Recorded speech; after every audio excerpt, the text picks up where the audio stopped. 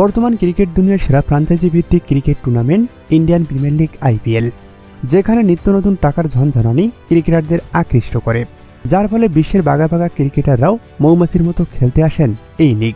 আয়োজনেও বরাবরই আকৃষ্ট করেছে দর্শকদের। এবার সেই IPLকে টেক্কা দিতে যাচ্ছে সৌদি আরব। সৌদি আরব বরাবরই চমক দেখানোর জন্য প্রস্তুত।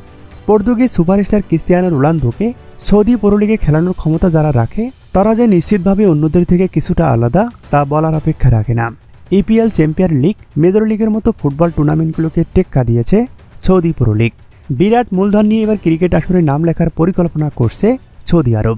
অন্যতম লক্ষ্য ইন্ডিয়ান প্রিমিয়ার লিগের টেক্কা দেওয়া। তার জন্য ব্লুপ্রিন্ট তৈরি করেছে তারা।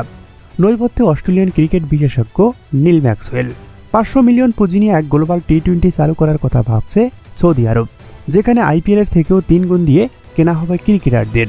আয়োজনও ছাড়িয়ে যাবে IPLকে। টাকার গন্ধে ক্রিকেটাররাও ছুটবে সৌদি লিগ খেলতে। যদিও IPL বা অন্য লিগের সময়ে সাংঘর্ষিক যেন না হয় সে বিষয়ে খেয়াল রাখবে কর্তৃপক্ষ।